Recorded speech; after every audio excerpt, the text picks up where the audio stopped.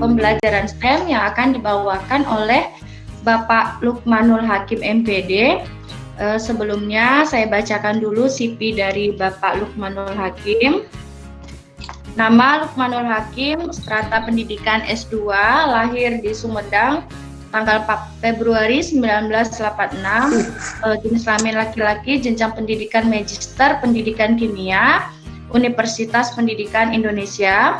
Nama institusi Syekis sebagai Kepala Divisi ICT Data dan Evaluasi. Alamat institusi Jalan Diponegoro 12 Bandung, Kota Bandung, Jawa Barat. Kode pos 40115, nomor telepon institusi 02242187739. Alamat rumah Pak Lukmanul Hakim di Komplek Buana Suta, Residence Blok D1 11 Bandung.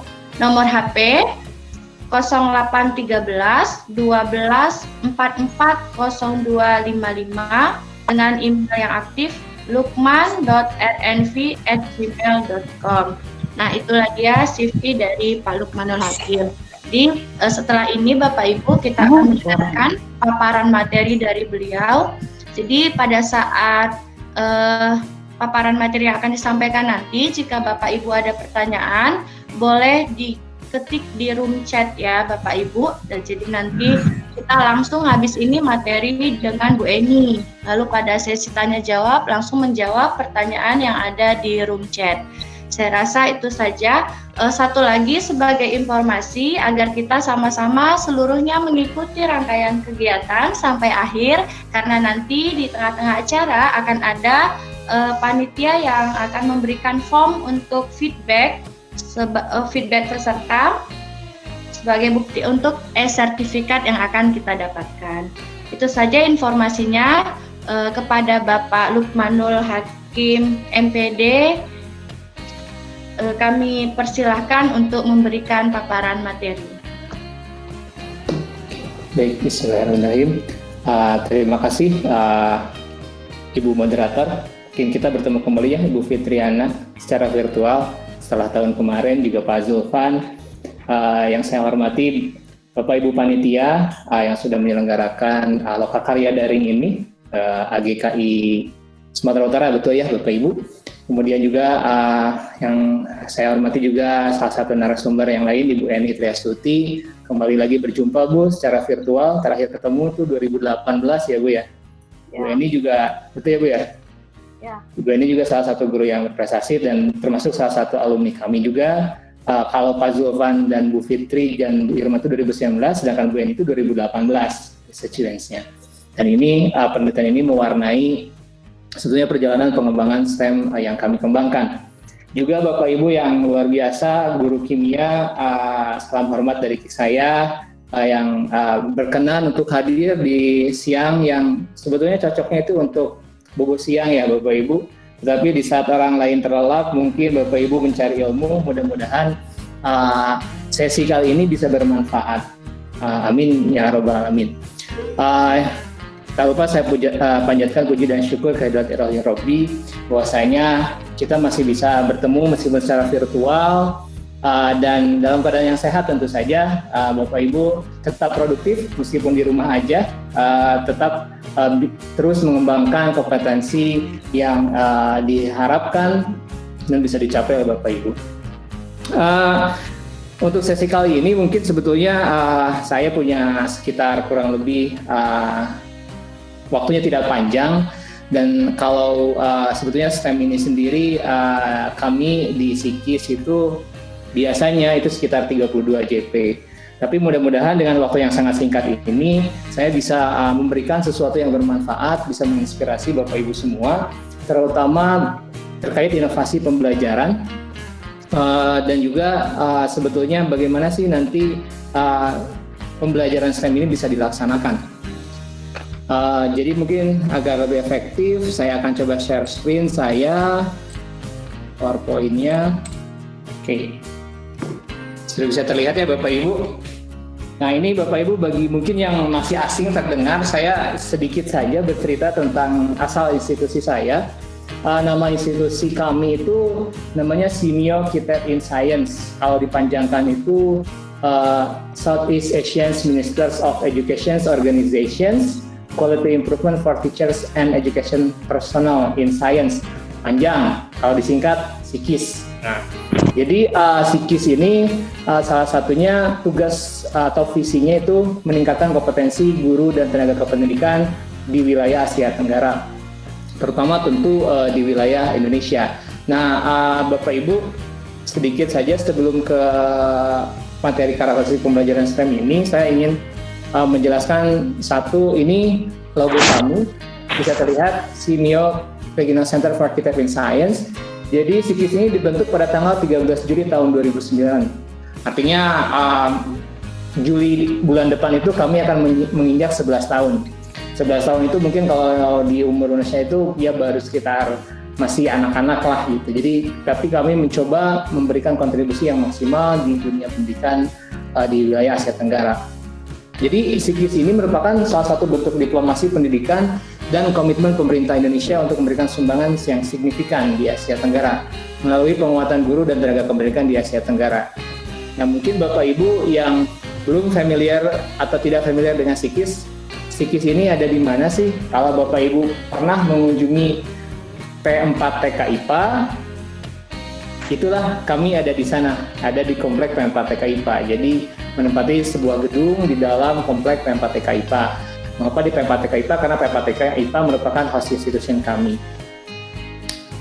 Oke, sekilas mungkin dari SIKIS itu. Nah, Bapak Ibu, saya sekitar mungkin 2 minggu ke belakang Pak Zulfan meminta saya untuk kira-kira bisa memberikan materi tentang pembelajaran STEM ini. Nah, saya ingin cerita sedikit sebetulnya sebelum lebih jauh. Mengapa sih STEM itu ada gitu, atau asal-usulnya, historinya seperti apa? Jadi kalau cerita dikenalkan istilahnya STEM itu di tahun 90-an, jadi oleh National Science Foundation itu di Amerika. Dia bilang ada namanya STEM Education, namanya itu STEM Education, jadi pendidikan STEM. Nah, di awal-awal itu mereka berpikir bahwa STEM, Science, Technology, Engineering, and Mathematics itu akan menjadi pilar bagi kemajuan bangsanya, terutama kita dalam hal ini kemajuan bangsa Amerika. Nah, maka digaungkanlah reformasi edukasi yang disebut Science Education sekitar tahun 2000-an. Nah, pertanyaannya adalah apakah sebelum tahun itu STEM belum ada? Sebetulnya yang disebut dengan Science, Technology, Engineering, and Mathematics itu sudah ada. Tetapi karakteristik STEM Education apa yang diharapkan itu diformulasikan, dikenalkannya di sana. Nah, kesini banyak negara yang mengadopsi. Tentu adopsi ini dan tidak plek-plekan atau istilahnya tidak 100% sama dengan yang dikembangkan oleh di Amerika. Mulai dari bagaimana negara Jepang, Korea, Singapura, Australia, bahkan Indonesia, nanti perkembangannya seperti apa itu menjadi berbeda-beda. Jadi berawal dari bagaimana mempertahankan secara intinya meningkatkan kualitas peserta didik untuk bisa survive di keterampilan abad 21. Nah, lalu yang muncul di tayangan ini adalah ini merupakan hasil dari riset dari namanya di World Economic Forum. Jadi kira-kira kurang lebih seperti ini.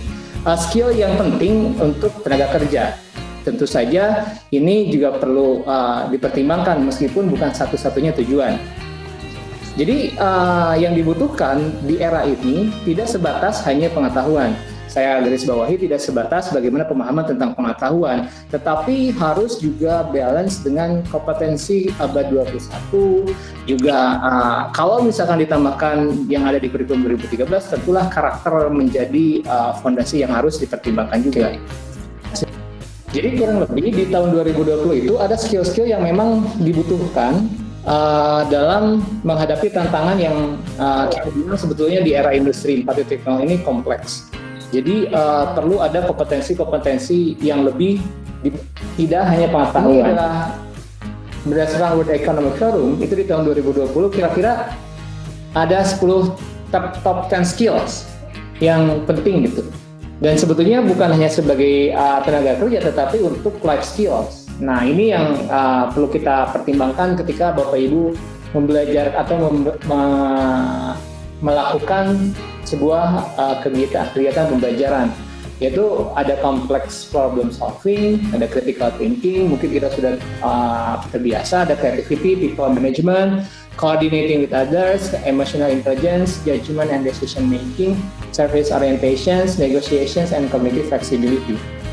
Artinya ini tidak harus dalam satu pembelajaran, dalam satu pertemuan ini tercover semua, tetapi perlu dipertimbangkan ketika Bapak Ibu merencanakan sebuah pembelajaran selama 1 semester atau 1 tahun, ini juga perlu dipertimbangkan. Nah, pertanyaannya adalah bagaimana bisa memberikan fasilitas kepada siswa sehingga siswa itu bisa memiliki skills ini gitu. Nah, salah satunya berdasarkan beberapa penelitian yang saya baca, baik itu dari Ekman, kemudian Baibi, ada juga Boyne dan sebagainya. Salah satunya ya Bapak Ibu, bukan satu-satunya. Ini mereka bilang STEM, salah satunya adalah STEM atau STEM Education atau STEM Education ataupun STEM Learning ataupun STEM Approach. Dari berbagai kajian literatur, pengembangan, dan sebagainya, kita memposisikan STEM itu sebuah pendekatan. Jadi kalau kita bilang bahwa STEM adalah pendekatan, itu merupakan cara pandang bagaimana Bapak Ibu akan mengajarkan. Pendekatan dalam pendidikan di mana sains, teknologi, engineering, mathematics terintegrasi. Kata kunci keduanya adalah integrasi. Masalah integrasi ini juga orang punya persepsi yang berbeda-beda tentang bagaimana mengintegrasikan STEM. Kita akan coba bahas nanti di slide selanjutnya. Dengan proses pendidikan yang berfokus pada pemecahan masalah. Kata kunci ketiganya adalah pemecahan masalah. Pemecahan masalah yang seperti apa dalam kehidupan nyata, artinya kontekstual. Dengan situasi pandemik sekarang, sebetulnya ketika ada surat edaran Menteri Pendidikan yang nomor 4 itu, bagaimana berfokus pada pencapaian kompetensi, itu memberikan ruang bagi Bapak Ibu untuk bisa lebih eksplorasi bagaimana memberikan kemampuan pemecahan masalah. Nah, kemudian selain di kehidupan nyata juga setelah dalam kehidupan profesional. Profesional di sini adalah bagaimana karir yang terkait dengan STEM. Jadi kita ada kata kuncinya pendekatan, kemudian integrasi sains, teknologi, engineering, and mathematics, kemudian juga proses pendidikannya pada pemecahan masalah dan kontekstual. Ini adalah hasil bagaimana kita mengembangkan. Tentu kalau Bapak Ibu searching, ada yang disebut dengan STEM Education, apa itu pendidikan STEM dan sebagainya. Tapi ini akan panjang berceritanya, sehingga kita akan coba batasi dulu. Ini loh framework kita tentang STEM itu. Nah, lalu pertanyaan selanjutnya adalah tadi saya sudah menyinggung tentang history dari STEM ini sendiri, bagaimana STEM ini atau Education Reform ini salah satu tujuan utamanya adalah mengembangkan kecakapan abad 21. Kalau Bapak Ibu cermati, ada 3 utama dari abad 21 ini. Ada life and career skills, kemudian di yang tengah-tengah itu ada tentang learning and innovation skills atau forces, kemudian juga informasi media and teknologi. Tapi yang paling umum sebetulnya yang kita pahami adalah kecakapan abad 21 itu adalah 4C. Nah, mungkin kalau yang sekarang-sekarang, kalau saya dengar dan juga baca, Mas Menteri itu ingin menambahkan 2C yang lain. 2C yang lainnya itu adalah compassion dan computational thinking.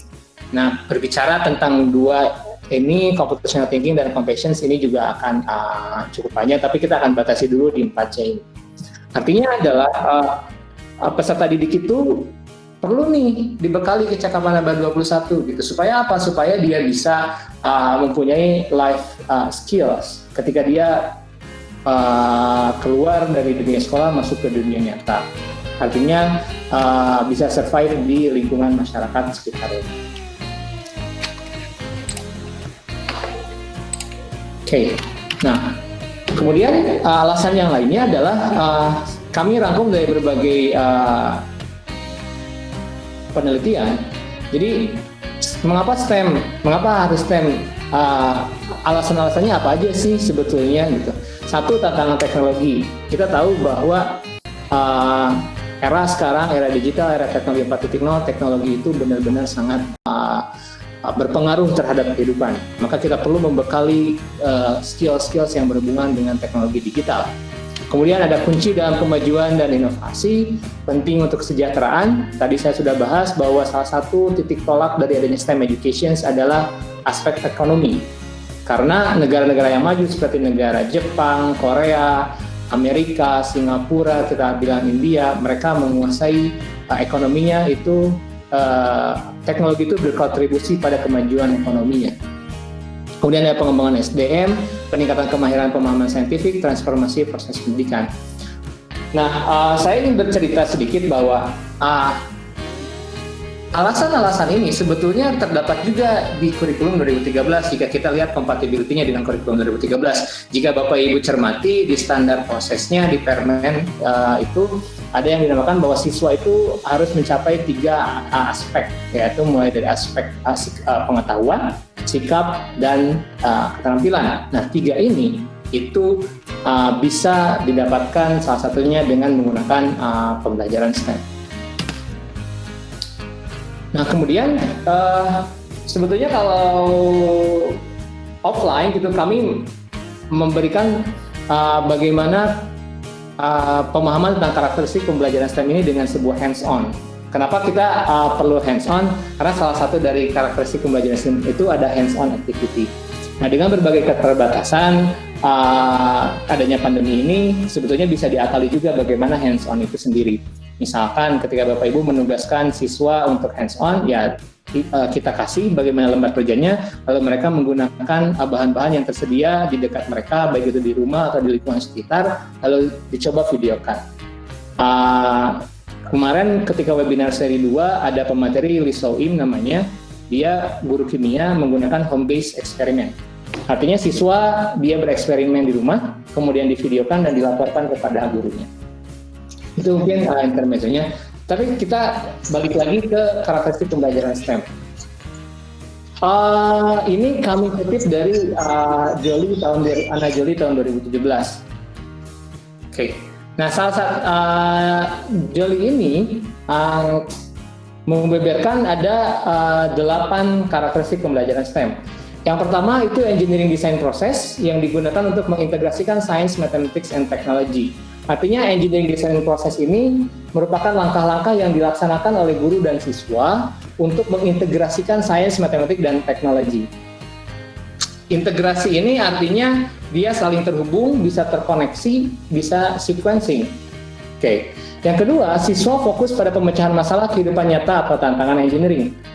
Pemecahan masalah itu tidak harus selalu sesuatu yang negatif. Masalah ini bisa diartikan sebagai potensi lokal. Bapak Ibu punya potensi lokal apa di daerahnya masing-masing, itu bisa menjadi sumber belajar yang menjadi titik tolak siswa untuk melaksanakan pembelajaran STEM. Atau tantangan engineering itu misalkan gini, tolong buatkan sebuah jembatan, prototipe sebuah jembatan dengan menggunakan alat dan bahan yang tersedia dengan kriteria A, B, C, D, E dan sebagainya. Itu disebut tantangan engineering.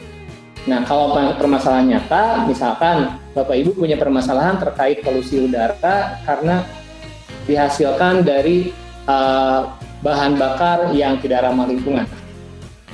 Oke. Yang ketiga, konten matematika dan IPA berbasis standar sesuai dengan level dan aplikatif. Artinya, kalau levelnya kelas 9, jangan dikasih materi yang kalau materinya kelas 10, jangan dikasih materi yang kelas 11. Karena itu tidak sesuai dengan levelnya. Dan yang kedua, aplikatif artinya konsep atau pemahaman konsep yang diberikan oleh Bapak Ibu itu bisa digunakan untuk mengaplikasikan atau membuat sesuatu.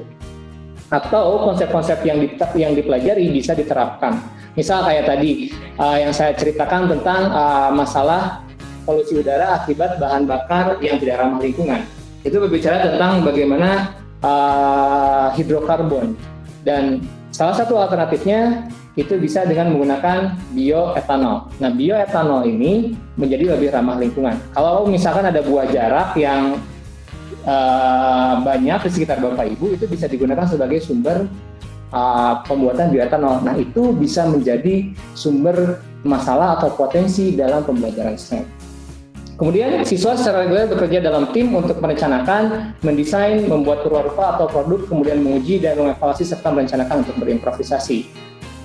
Bekerja dalam tim artinya berkolaborasi. Nah, karena mungkin situasi pandemik ini kolaborasinya tentu tidak harus selalu tatap muka, bisa secara virtual. Kemudian yang kelima, siswa menggunakan pendekatan komunikasi bervariasi untuk mendeskripsikan tantangan dan menyajikan hasil. Komunikasi itu sebetulnya lebih erat kaitannya dekat dengan pelajaran bahasa, baik itu bahasa Indonesia, bahasa daerah, ataupun bahasa Inggris. Ini bisa menjadi peluang Bapak Ibu untuk berkolaborasi tidak hanya pelajaran sains atau dengan matematika, tapi juga bisa berkolaborasi dengan guru bahasa. Bagaimana berkolaborasinya di slide selanjutnya nanti akan saya coba jelaskan. Yang keenam, guru memfasilitasi pembelajaran berbasis inquiry, berpusat pada siswa dan fitur-fitur investigasi hands-on. Ini yang tadi saya ceritakan.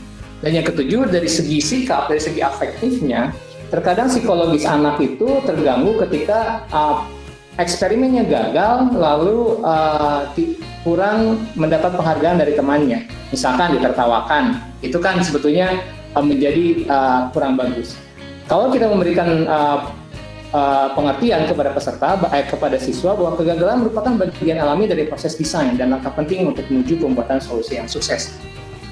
Jadi ini kegagalan ini bukanlah suatu kegagalan yang tidak ada manfaatnya, tapi ada manfaatnya. Dan yang terakhir, siswa dikenalkan karir STEM dan atau aplikasi dalam kehidupan. Nah, ini kira-kira karakteristik ini yang perlu muncul ketika Bapak Ibu melaksanakan pembelajaran STEM. Rohnya itu adalah ini. Terutama salah satunya adalah bagaimana secara teknis itu dilaksanakan dengan menggunakan engineering design process. Nah, engineering design process ini macam-macam Bapak Ibu. Tidak terbaca sepertinya ya. Oke. Terbaca Bapak Ibu ya. Yang di sana ada, kalau Bapak Ibu googling tentang kata kuncinya engineering design process, itu akan banyak sekali macam-macamnya karena memang banyak para ahli. Tetapi pada intinya engineering design process ini merupakan langkah-langkah yang dilaksanakan oleh seorang engineer untuk mencari solusi dari masalah yang ada. Tadi kata kunci yang keempat itu adalah ketiga, pemecahan masalah. Jadi masalahnya apa? Nah, cara bagaimana mencari solusi itu salah satunya adalah dengan engineering design process. Mulai dari identifikasi masalah, meneliti, membayangkan, merencanakan, membuat uji coba, desain ulang, dan komunikasi. Ini gambaran besar dari engineering design process ini. Nah, engineering design process ini bisa mengintegrasikan dari mata pelajaran yang bisa bermanfaat untuk mendapatkan suatu solusi. Misalkan tadi saya kasih contoh tentang bioetanol tadi. Sebetulnya kalau berbicara tentang bioetanol itu juga berhubungan dengan biologi. Bapak Ibu bisa berkolaborasi dengan guru biologi. Bagaimana mengkolaborasikannya? Nanti kita akan coba bahas di slide selanjutnya. Intinya adalah dengan proses engineering design ini, Bapak Ibu bisa melaksanakan pembelajaran STEM yang mengintegrasikan berbagai mata pelajaran. Nah, ini Bapak Ibu, ini menarik sebetulnya pernyataan dari Baibi ini. Di awal tadi saya kemukakan bahwa STEM itu banyak versinya. Kalau Bapak Ibu googling juga, mungkin ada yang sudah googling, ada yang disebut STEM, ada STEAM, ditambahin A, ada STREAM, dan sebagainya. Tapi intinya adalah jangan dilupakan bahwa apa sih sebetulnya tujuan dari pendidikan STEM itu sendiri. Kalau Baibi mengusulkan tujuan pendidikan STEM itu supaya anak itu literate STEM. Bapak Ibu bisa kunjungi lebih lengkap penjelasannya di buku Baibi yang keluaran NIST Press itu STEM Challenge. Nah, kurang lebih ada 4 sebetulnya literate STEM itu. Memiliki keinginan untuk terlibat dalam kajian isu-isu terkait STEM, misalnya efisiensi energi, kemudian warga negara yang konstruktif, peduli, serta reflektif dengan menggunakan gagasan-gagasan sains, teknologi, rekayasa, dan matematika. Memiliki pengetahuan, sikap, dan keterampilan. Ini kompatibel dengan yang tadi saya sebutkan, bagaimana kurikulum 2013 itu menginginkan siswanya bisa mendapatkan 3 aspek ini, itu ya, aspek sikap, keterampilan, juga pengetahuan. Kemudian memiliki kesadaran bagaimana disiplin-disiplin STEM membentuk lingkungan material, intelektual, dan kultural. Yang keempat, memahami karakteristik khusus disiplin STEM sebagai bentuk-bentuk pengetahuan, penyelidikan, dan desain yang digagas manusia. Oke, Bapak Ibu, ini adalah gambaran singkatnya sebetulnya, tapi pada intinya jangan dilupakan satu tadi karakteristik pembelajaran STEM yang sudah dijabarkan, dan kita juga harus affirm apa sih sebetulnya tujuannya itu sendiri. Nah, ini saya sedikit saja mengulas. Kalau Bapak Ibu ingin melaksanakan pembelajaran STEM, harus dari mana sih mulainya gitu? Kira-kira seperti apa? Pertama, yaitu mengidentifikasi konteks atau lingkungan. Nah, ini artinya Bapak Ibu coba cermati di sekitar lingkungan Bapak Ibu, ada masalah apa nih? Ada potensi apa nih yang bisa menjadi sumber belajar? Nah, ini bisa menjadi titik tolak Bapak Ibu melaksanakan pembelajaran. Atau Bapak Ibu bisa menganalisis KD terlebih dahulu. Jadi langkah 1 dan 2 ini terserah Bapak Ibu mau mana dulu yang lebih nyaman. Kalau beberapa kasus yang beberapa guru yang kami bina itu lebih condong mereka mengidentifikasi masalah dulu lalu mencocokkan KD apa saja yang akan digunakan yang melandasi dari proses pembelajaran STEM tersebut. Kemudian yang ketiga, tentukan tema atau topik STEM-nya. Bapak Ibu mau pembelajaran STEM-nya tentang apa? Apakah misalkan tentang koloid? Apakah tentang pengolahan limbah? Apakah tentang polusi udara tadi yang saya sebutkan? Lalu yang keempat, menentukan model integrasi STEM. Nah, ini model integrasi STEM ini akan berpengaruh juga kepada kolaborasi guru mata pelajaran. Oke. Kemudian yang kelima, membuat perencanaan atau RPP. Ya, teknisnya mungkin sekarang apakah Bapak Ibu akan menggunakan RPP 1 lembar itu atau menyesuaikan dengan aturan yang terbaru, silakan. Kemudian membuat asesmen, melaksanakan pembelajaran STEM, dan terakhir mengevaluasi apakah pembelajaran STEM Bapak Ibu sudah sesuai dengan yang diharapkan. Saya akan berbicara lebih banyak tentang model integrasi STEM. Nah, nanti sisanya Bapak Ibu silakan ditanyakan ya Bapak Ibu, karena model integrasi STEM ini penting untuk Bapak Ibu perhatikan. Gini, di buku Baibi yang tadi saya sebutkan itu ada 9 perspektif integrasi STEM. Artinya ada 9 kumpulan penelitian Baibi yang melihat bagaimana guru-guru di Amerika itu mengintegrasikan STEM. Dari 9 itu, kami kaji kembali kira-kira yang bisa dilaksanakan di awal-awal itu untuk guru-guru di Indonesia yang sesuai dengan kurikulum 2013 itu apa saja. Yang pertama itu perspektif integrasi STEM-nya disebut dengan model integrasi tertanam. Model integrasi tertanam ini hanya guru sains saja yang melaksanakan STEM. Artinya Bapak Ibu tidak berkolaborasi dengan guru yang lain. Misalkan di guru Bapak Ibu mengajarkan tentang materinya tadi hidrokarbon, ingin melaksanakan pembelajaran STEM, topiknya adalah pembuatan bioetanol. Ya sudah, Bapak Ibu saja yang melaksanakan. Tetapi ketika melaksanakan pembelajaran tersebut, Bapak Ibu ikut menanamkan kemampuan-kemampuan teknologi, engineering, dan matematika. Teknologinya misalkan mencari informasi menggunakan internet, kemudian membuat suatu alat untuk membantu pekerjaan.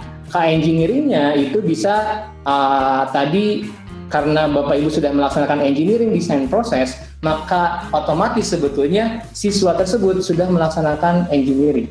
Karena di engineering itu mulai dari identifikasi masalah sampai dengan menguji coba. Menguji coba apa? Menguji coba hasil. Dan matematika. Nah, ketika Bapak Ibu melaksanakan proses integrasi STEM dengan cara tertanam, ini yang dinilainya hanya kompetensi dasar sains saja. Tidak perlu melakukan penilaian yang lain, karena Bapak Ibu hanya melaksanakan pembelajaran STEM dengan model integrasi tertanam. Cuma masalahnya, biasanya pembelajaran STEM itu butuh waktu. Jadi berdasarkan penelitian kami, itu tidak kurang dari 3 JP kalau Bapak Ibu melaksanakan pembelajaran STEM-nya berbasis proyek. Nah, masalahnya Bapak Ibu kan hanya punya slot terbatas untuk pembelajaran tersebut. Itu kekurangan dari model integrasi tertanam ini.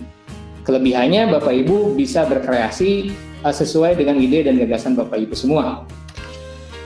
Kalau Bapak Ibu ingin melihat contoh bagaimana integrasi STEM, Bapak Ibu dengan cara tertanam, Bapak Ibu bisa mengunjungi website kami di sini di kitabinscience.org. Kemudian di bagian publications itu ada books. Kami sudah ada beberapa unit, ada dari fisika, kimia, dan biologi. Bapak Ibu bisa pelajari lebih lanjut di sana. Tuh. Kemudian selanjutnya ada yang kedua. Kalau tadi hanya satu guru sains saja atau mapel sains saja, ini sequencing. Pada perspektif ini, integrasi STEM dilakukan dengan cara sequencing. Sequencing itu jadi ada beberapa mata pelajaran yang terlibat dalam pembelajaran STEM, kemudian itu giliran. Misalkan, di 1 minggu ini Bapak Ibu akan melaksanakan pembelajaran STEM dengan model perspektifnya sequencing. Hari pertama yang belajar itu tentang sains. Kemudian hari selanjutnya karena di SMA itu tidak ada pelajaran teknologi dan engineering, itu misalkan Bapak Ibu berkolaborasi dengan guru matematika. Lanjut dengan guru matematika tetapi pada topik yang sama. Makanya di langkah ketiga tadi topiknya harus sama terlebih dahulu, mau tentang apa nih? Artinya, konsekuensinya kalau dengan sequencing ini Bapak Ibu harus duduk bersama mulai dari perencanaan dengan guru-guru lain. Kalau tidak, itu tidak akan berjalan dengan efektif. Jadi, STEM ini dilakukan dengan cara sequencing dalam satu isu atau masalah yang sama. Saya akan kasih contoh yang ini. Ini mungkin karena saya belum menemukan sequencing di SMA pada mata pelajaran kimia. Yang sudah pernah melakukan sequencing ini pembelajaran STEM di SMPN 22 Bandung. Itu temanya adalah pembuatan perwarupa mesin pembersih sungai. Ada 5 mata pelajaran yang melaksanakan pembelajaran STEM ini dengan cara sequencing, yaitu mata pelajaran IPA, matematika, bahasa Indonesia, bahasa Inggris, dan prakarya. Loh Pak, kenapa bahasa Indonesia, bahasa Inggris, dan prakarya ikut? Kan namanya STEM. Dalam STEM kan tadi prinsipnya adalah adanya integrasi, dan itu memungkinkan tidak hanya mata pelajaran STEM saja, tetapi bisa digunakan berkolaborasi dengan mata pelajaran yang lain.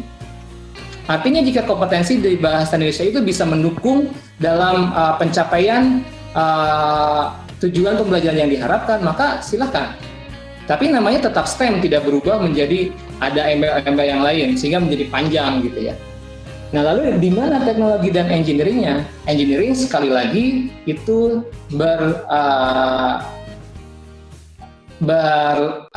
ada pada tahapan engineering design proses, sedangkan teknologi itu bisa dilakukan dengan kompetensi-kompetensi yang merujuk pada kemampuan teknologi. Misalkan tadi searching informasi atau alat yang dibuat oleh peserta didik itu merupakan produk dari teknologi. Keuntungannya dengan sequencing ini Bapak Ibu punya waktu yang lebih banyak. Jadi misalkan kalau ada 5 mata pelajaran yang terlibat, masing-masing punya 3 jam pelajaran, maka Bapak Ibu punya 15 JP. Dan ini relevan sebetulnya, kalau diterapkan itu relevan dengan situasi sekarang. Kalau saya baca kan anak-anak itu kebanyakan katanya, berdasarkan riset sekitar 60% itu anak-anak itu jenuh dengan pembelajaran jarak jauh karena berbasis tugas. Misalkan nih, Bapak Ibu ada guru guru sainsnya, guru kimia, guru matematika, lalu misalkan guru bahasa Indonesia dan bahasa Inggris berembuk, kemudian menentukan satu topik tema pembelajaran, maka anak-anak itu cukup satu saja topik pembelajarannya, tetapi Bapak Ibu semua mempunyai nilai dari masing-masing kompetensi dasar. Bahasa Inggris menilai, bahasa Indonesia menilai, sains menilai, matematika menilai. Efek bagusnya adalah siswa tidak terbebani dengan tugas yang banyak atau pekerjaan yang banyak karena tugasnya satu, tetapi Bapak Ibu punya nilai dari masing-masing peserta untuk mata pelajaran Bapak Ibu yang Bapak Ibu ampu. Cuma masalahnya, tantangannya adalah agak susah mengajak orang untuk berkolaborasi. Ini berbasis riset, berbasis empiris, kebanyakan keengganan atau tidak terjadinya prinsip integrasi STEM ini karena merasa guru yang lain itu tidak butuh gitu. Ini kan STEM ini lebih dekat ke sains, itu udah guru sains saja gitu.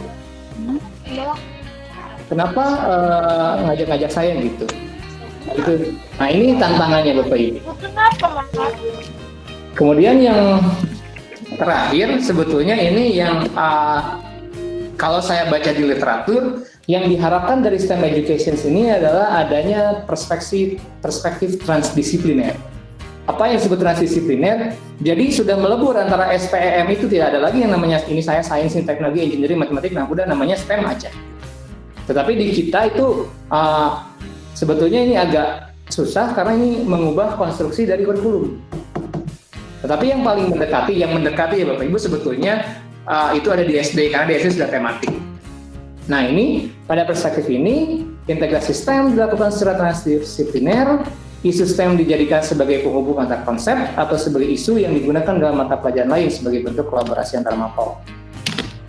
Kalau Bapak Ibu yang saya cermati itu STEAM miliknya Korea.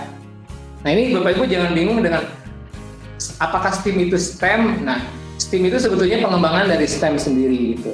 Nah, kenapa mereka menamakan STEAM? Karena A-nya itu arts, mereka sudah menjadi value atau roh yang harus ada di setiap kegiatan pembelajaran. Kalau misalkan tidak ada dalam setiap kegiatan pembelajaran, maka sebetulnya namanya bukan STEAM. Itu. Bapak Ibu silakan search ini dengan kata kunci COVAC. Jadi kalau saya perlihatkan, itu ada namanya Enjoy with STEAM. Ini ada di COVAC kayak KOFAC. Nah, terakhir saya ingin menjelaskan yang disebut dengan model pembelajaran. Jadi di awal kami sudah menyebutkan bahwa STEM itu merupakan pendekatan, maka STEM itu bukan model pembelajaran. Kenapa bukan model pembelajaran? Karena kalau model pembelajaran karakteristiknya adalah adanya sintaks. Di beberapa literatur EDP itu disandingkan dengan model pembelajaran. Nah, ada 3 yang sebetulnya kami rekomendasikan, itu Project Based Learning PJBL Lukas, yang Bapak Ibu sebetulnya sudah familiar karena itu ada di kurikulum 2013. Nah, yang kedua itu PJBL STEM yang dikembangkan oleh Laboy Rush, dan itu memang khusus untuk melaksanakan pembelajaran STEM. Yang ketiga itu 5E dari BIB. Nah, saya akan coba mengulas sedikit soal PJBL STEM. Jadi kalau di PJBL STEM ini ada 5 langkah. 1 reflections, 2 research, 3 discovery, 4 applications, dan yang kelima communications. Lalu ada apa saja di setiap tahapan tersebut? Pada tahap reflections, Bapak Ibu membawa siswa ke dalam konteks masalah dan memberikan inspirasi agar dapat segera mulai menyelidiki atau investigasi. Sehingga pada tahap langkah awal ini, Bapak Ibu memberikan suatu masalah sebagai trigger. Jadi kalau padanannya dengan EDP ini adalah identifikasi masalah. Kemudian siswa memilih bacaan atau mengumpulkan informasi dari sumber yang relevan. Nah, di research ini, di artikel yang saya baru tulis, ini menjadi bagian yang penting Bapak Ibu. Di 2 tahun yang saya lihat, research ini hanya melihat atau mencari informasi di lewat internet. Tetapi yang luput adalah pada tahap research ini, siswa juga benar-benar bisa melakukan riset atau eksperimen. Nah, ini sangat relevan dengan kimia. Jadi, bagaimana memahamkan konsep siswa melalui metode eksperimen? Ini bisa dimasukkan di dalam tahap research. Sehingga, hasil pemahaman siswa dari hasil pemahaman siswa dari tahap riset ini, dari tahap eksperimen itu digunakan oleh siswa, diterapkan untuk merancang proyek atau mendesain proyek pada tahap discovery. Karena fenomenanya adalah siswa bisa merancang, siswa bisa membuat produk, tetapi mereka tidak tahu konsep apa yang dipakai. Ada dua eksesnya, satu produknya tidak jadi, dua produknya jadi tetapi tidak sesuai kriteria. Itu yang kekuatan dari pemahaman konsep. Yang keempat, applications, yaitu siswa membuat model sesuai rancangan. Kemudian yang kelima, communications. Nah, pada tahap communications inilah ruang dari guru bahasa Indonesia untuk masuk ke dalam pembelajaran STEM. Kalau Bapak Ibu menggunakan metode sequencing, maka pemaparan hasil pembelajaran STEM, pemaparan produk yang dibuat oleh siswa itu tidak perlu dilakukan di pembelajaran IPA, tetapi bisa bekerja sama dengan guru bahasa Indonesia, sehingga guru bahasa Indonesia bisa mengambil nilai dari pemaparan siswa tersebut. Nah, ini akan sangat bermanfaat sekali. Nah, kemudian ini padanannya EDP, define problem itu adanya di reflection, kalau PJBL STEM, kalau di PJBL itu ada dibentukkan pertanyaan mendasar, dan di 5 itu ada engage. Kemudian research, pada tahap research, kemudian di PJBL Lukas itu ada di mendesain, perencanaan, project, explore, dan sebagainya. Bapak Ibu bisa baca. Tetapi yang ingin saya tekankan, ketika Bapak Ibu melaksanakan pembelajaran STEM dengan model apapun, mau itu PJBL STEM, PJBL atau 5E, jangan terjebak dengan sintaks saja. Misalkan gini, Bapak Ibu menamakan reflections, tetapi pada tahap reflections itu tidak ada yang disebut dengan identifikasi masalah. Tidak ada men-trigger siswa bahwa siswa harus belajar untuk memecahkan masalah. Maka sebetulnya itu bukan tahap reflection. Maka jangan sampai labeling ini mengalahkan isinya. Demikian Bapak Ibu, terima kasih pemaparan dari saya. Mudah-mudahan dalam waktu yang singkat ini ada yang bisa diambil manfaatnya. Nanti kita mungkin bisa berdiskusi lebih lanjut di sesi tanya jawab. Terima kasih. Saya kembalikan ke Ibu Moderator. Assalamualaikum. Waalaikumsalam warahmatullahi wabarakatuh. Warahmatullahi wabarakatuh. Terima kasih banyak pemaparan materinya Pak Lukman. Sudah banyak sepertinya pertanyaan dari para peserta, tapi nanti kita rangkum pada saat sesi tanya jawab ya Pak. Kita langsung saja kepada pemateri kedua.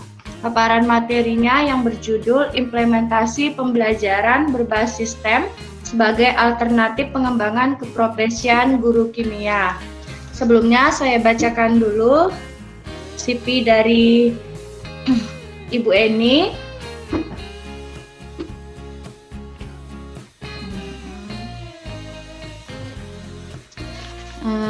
Nama Eni Tri Astuti SPD, tempat tanggal lahir Bantul 11 Agustus 1964. Wah, ibu guru senior ini. Jenis kelamin wanita, jabatan guru madya pembina tingkat 1 golongan 4B, bekerja di SMA Negeri 1 Yogyakarta. Beliau alamat rumahnya Gang Kutilang 34 Godegan Taman Tirto Kasihan Bantul Yogyakarta. Nomor HP 085272903479. Alamat email aktif teni50@yahoo.co.id. Pendidikan terakhir S1 IKIP Negeri Yogyakarta. Fakultas FP MIPA Pendidikan Kimia tahun 98, mata pelajaran kimia, pengalaman mengajar 30 tahun. Wah, sudah senior sekali ya Ibu. Prestasinya yaitu juara 1 Innobel bidang kimia tahun 2018, kemudian pemenang juara kedua Lomba Innobel tingkat nasional 2019. Oke, baik, kepada Bu Eni Tri Astuti kami persilahkan untuk memberikan paparan materinya. Assalamualaikum warahmatullahi wabarakatuh. Baik, terima kasih Bapak Ibu atas kesempatan yang diberikan kepada saya.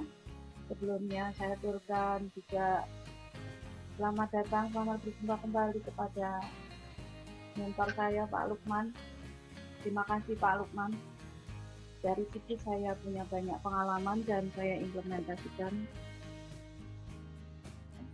Bapak Ibu, saya bukan guru senior tapi saya guru tua. Guru yang sudah menua. Ya, 4 tahun lagi saya pensiun Bapak dan Ibu. Alhamdulillah di akhir-akhir petugasan saya diberikan karunia, saya bisa bertempur menjuarai ajang yang sangat bergengsi di kementerian, tingkat kementerian, di Direktorat Jenderal Guru dan Tenaga Kependidikan, pembinaan SMA dan SMK. Bapak Ibu, jadi ini adalah biografi saya. Biografi saya sejak tahun 2018, tidak usah dibahas ya. Ya, yang terakhir itu yang saya peroleh di akhir tahun 2019, tepat tanggal 1 Desember ya, 1 Desember 2019, saya diberi anugerah sama Bapak Direktur saat itu Pak Supriano. Bapak Ibu, ini adalah biografi saya. Lanjut aja Pak. Lanjut. Nah, ini kenangan saya. Bapak Ibu coba bayangkan, terutama ibu-ibu, bagaimana perasaan ibu-ibu menjadi wanita paling cantik di antara 6 orang. Ya. Ayo, ini yang ada ndak bapak-bapak ini sekarang? Ini Pak Edi Dharma dari Bali bersama saya bertugas saat itu sebagai fasilitator untuk diseminasi IDF. Ya, Bapak Ibu, ini bukan prestasi tapi mengingatkan kepada saya saja bahwa apapun yang kita lakukan itu harus kita cintai. Ketika kita melakukan sesuatu, kita harus menyukai dengan pekerjaan saya. Ketika kita sudah menyukai, mencintai pekerjaan kita, insya Allah akan kita peroleh. Saya menjadi finalis Nobel tingkat nasional itu 2 kali. Padahal posisi sudah tidak muda lagi. Tahun 2018. Pak Lukman kala itu, saya pulang dari seminar psikis di mana itu?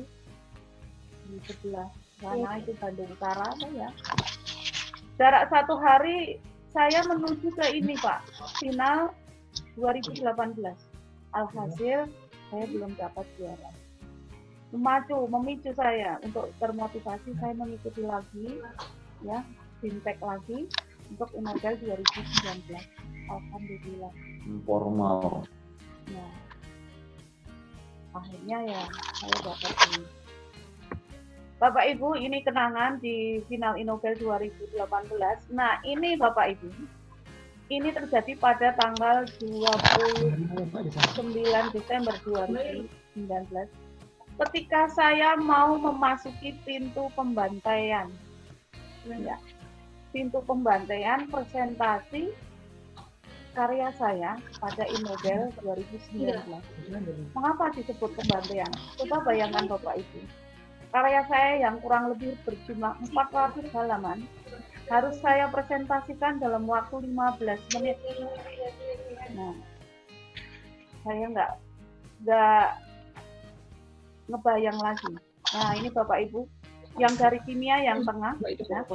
Pemenang 1 ini matematika, pemenang 3-nya adalah biologi. Maka mari Bapak Ibu, kimia, ayo rebut lagi. Tahun sebelumnya 2018 itu pemenangnya nomor 1 kimia. Kalau Bapak Ibu kenal itu Bulog Murniasis dari Malang. Nomor 1-nya kimia. Nah, tahun 2019 kimia lagi. Saya harapkan Bapak Ibu nanti tahun depan, karena tahun ini di-off-kan ya, tidak ada lomba lagi. Saya kira begitu, ini kenangan saya yang Pak mungkin akan saya lupakan. Nah, ini Bapak Direktur kita, Bapak Dirjen kita. Kemudian ini Ibu Sri Renani, Bapak Direktur kita, dan ini Bapak Pak Kasih ya, di tingkat ke-1 apa namanya. Ini yang SMK, yang ini bapak-bapak, yang bapak-bapak 3, ini semuanya dari SMK Pak. Ini SMK, yang bapak-bapak ini semuanya SMK. Kemudian yang ini 3 ini dari Diksus, pendidikan khusus. yang menangani anak-anak APK. Nah, yang SMA ini. Jadi di TK itu ada SMA, SMK, dan itu. Bapak Ibu, jadi saya berharap teman-teman nanti dari Provinsi Sumatera Utara tahun 2021 minimal masuk final. Jadi berbekal dari yang disampaikan Pak Lukman tadi, kita coba mengimplementasikan dalam pembelajaran kita. Pembelajaran dengan pendekatan STEM itu tujuannya adalah untuk memecahkan masalah. Kita harus senang dulu, kita harus senang menyukai dengan apa yang kita lakukan. Apa yang kita lakukan adalah roh kita. Kita harus berpikiran positif. Berpikiran positif, kita pasti bisa. Menyukai pekerjaan kita. Nah, kita senang. Asik kok pembelajaran dengan pendekatan STEM itu bersama anak-anak.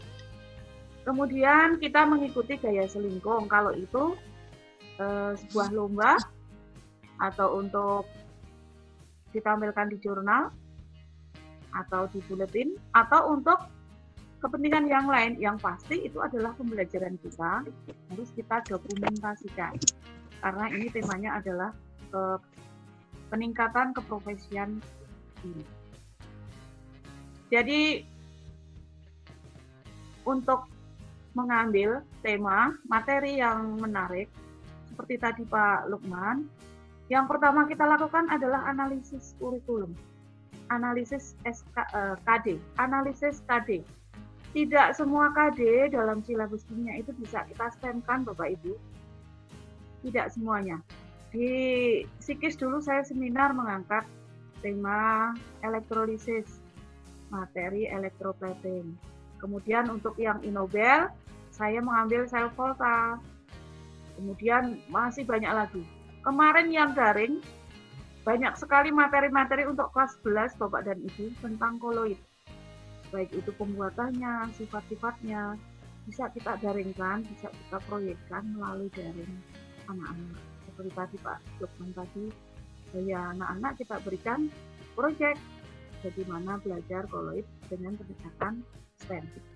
Kemudian kita harus disiplin Bapak dan Ibu dengan prinsip keteladanan. Kita sendiri harus semangat. Ini adalah tugas kita. Kita harus bisa, kita harus disiplin, tepat waktu. Disiplin.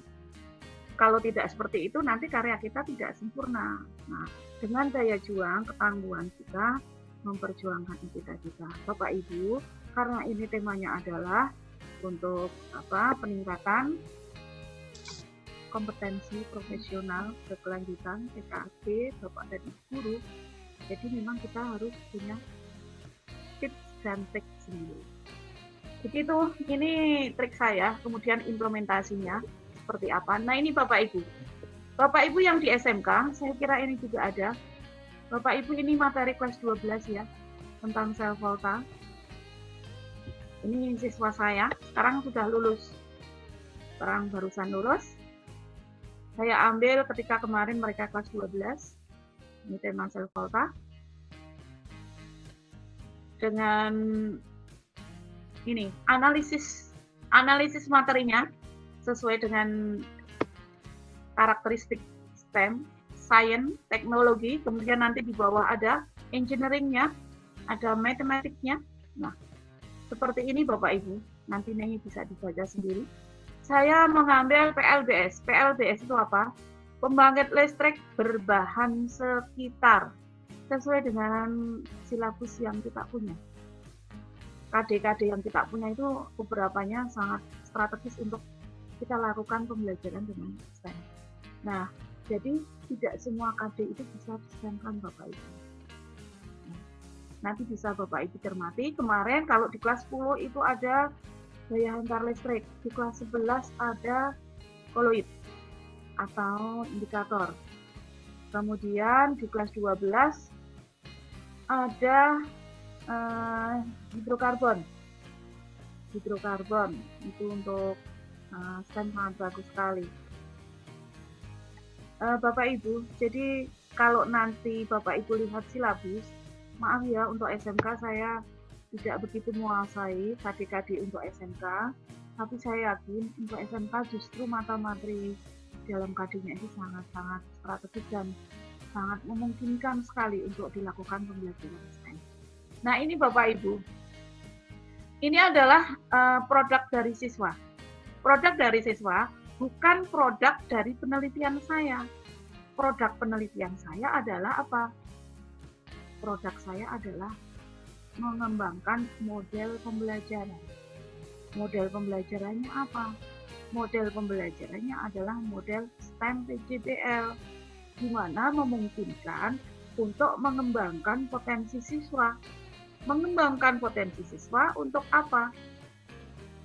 Untuk mengintegrasikan kecakapan abad 21. Tadi Pak Lukman tadi sudah menyebutkan. Nah, ini sangat kreatif sekali siswa kita. Pisang dipotong-potong, tidak usah satu utuh Bapak Ibu, hemat. Kemudian di sekolah saya itu ada buah belimbing, ada wortel, minta di kantin. Kemudian ada nenas, karena dekat sama pasar, tinggal nyebrang pintu. Nah, Bapak Ibu, pembelajaran berbasis STEM sangat memungkinkan sekali siswa aktif untuk memecahkan masalah dalam kehidupan sehari-hari. Ketika ini saya bawakan di final Lomba Innobel, gurunya bertanya, kenapa harus pisang? Mengapa harus pisang? Saya katakan, karena pisang elektrolitnya sangat kuat. Mengapa? Nah, itu nanti bekerja sama dengan biologi, mata pelajaran yang lain. Bapak Ibu, ini adalah contoh. Contoh ketika saya membuat karya untuk pengembangan profesi saya adalah dengan berlatar belakang keterampilan abad 21. Sesuai dengan sekarang yang digembar-gemborkan Mas Menteri, merdeka belajar, merdeka. Nah, merdeka belajar. Merdeka belajar itu apa? Sebenarnya prinsipnya hanya dua, yaitu mengintegrasikan kecakapan abad 21 dan literasi. Kan hanya itu. Ya. Pak Lukman tadi sudah panjang-panjang bagaimana kecakapan abad 21. Tujuan penelitian saya ini mendeskripsikan pembelajaran berbasis STEM untuk membuat pembangkit listrik berbahan sekitar. Nah, ini jambu Bapak Ibu. Pasti di setiap daerah ada jambu ya. Tadi ada jambu, ada nenas, ada pisang, nanti ada buah belimbing. Nah, nanti bisa dibaca dengan tujuan seperti ini. Nah, Bapak Ibu, sebelum melakukan itu, tentu siswa melakukan apa? EDP, Engineering Design Process. Engineering Design Process itu sudah dibawakan oleh siswa tadi pada awal-awal pembelajaran. Kita memberikan sintak di model yang di awal itu ada reflection, research, discovery, application, dan communication. Nah, metode penelitian di saat saya memperoleh juara itu yang saya gunakan adalah ini. Saya mengacu pada bukunya Profesor Sutioso. Yang pasti Bapak Ibu, ini adalah contoh R&D. Ada dua tahapan, adalah research dan development. Nah, di research itu ada beberapa tahapan, ada beberapa kegiatan penting. Metode penelitiannya seperti ini. Kemudian di tahap development. Nah, ini adalah contoh aplikasi implementasi pendekatan STEM, pembelajaran berbasis STEM yang saya lakukan di SMA Negeri 1 Jakarta. Pasti jelas ya Bapak Ibu.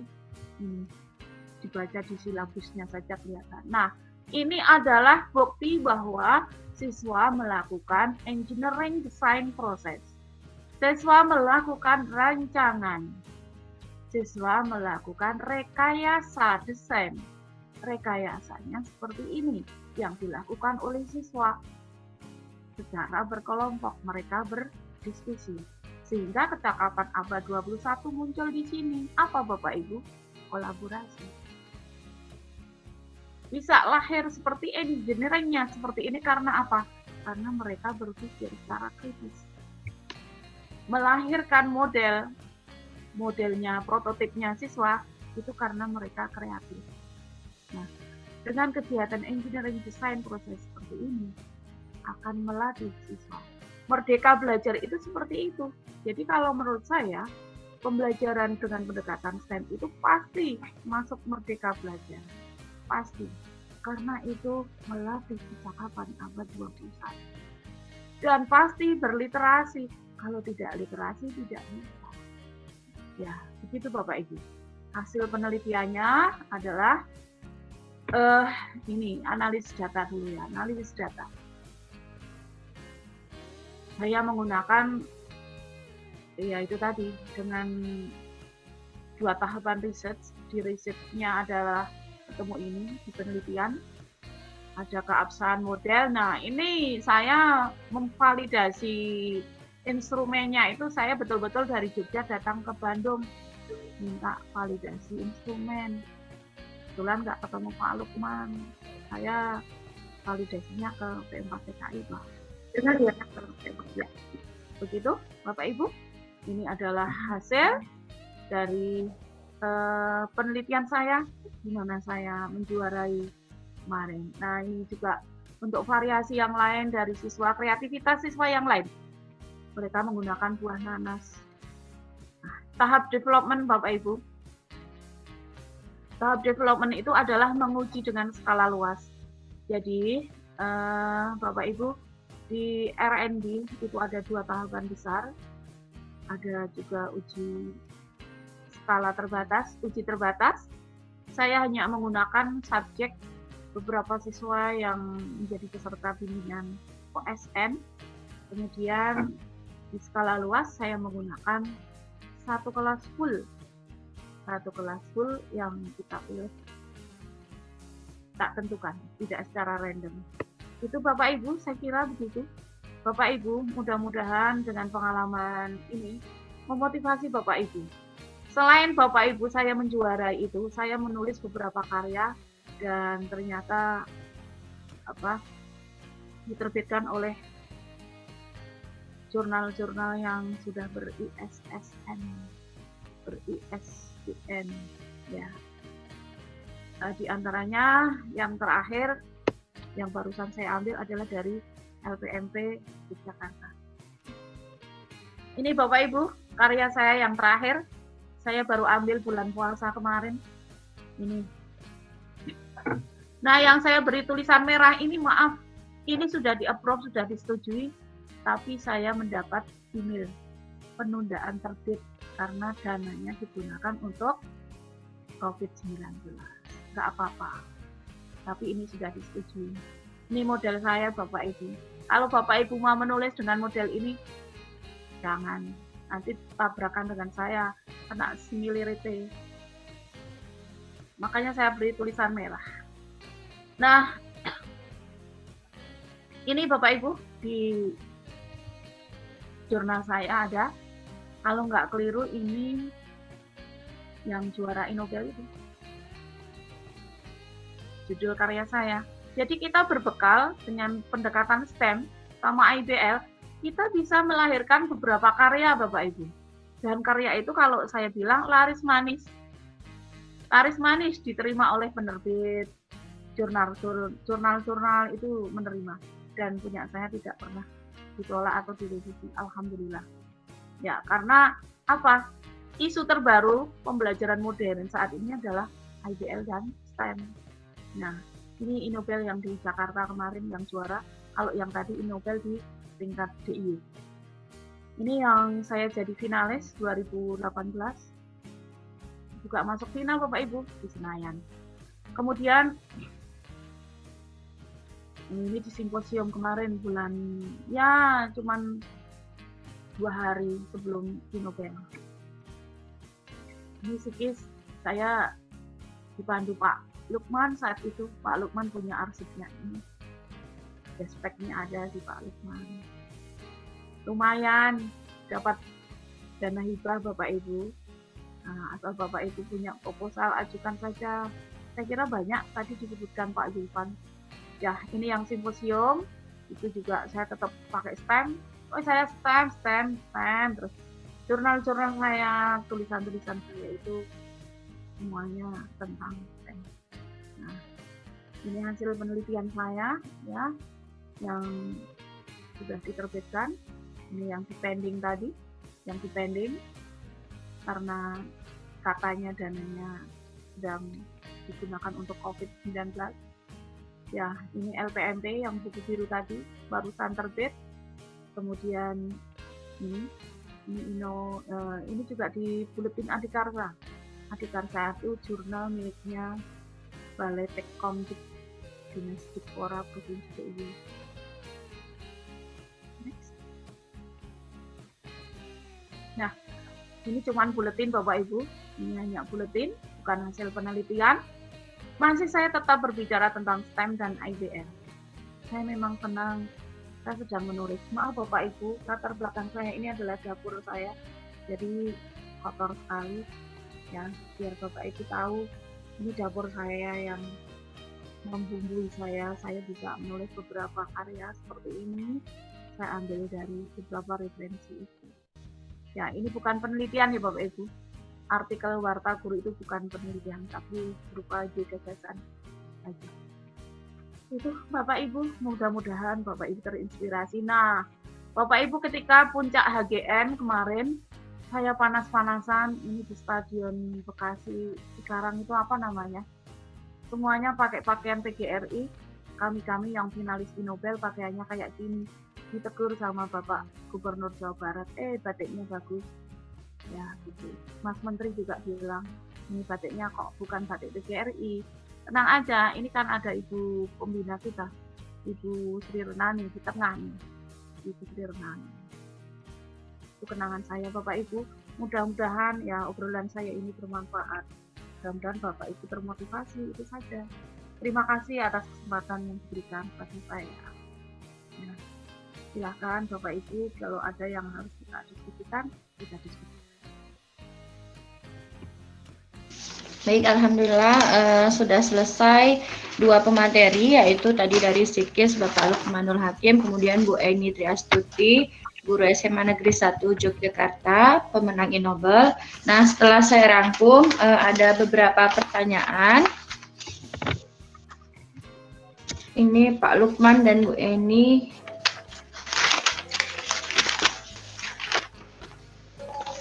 Ada hampir 8 pertanyaan, Pak.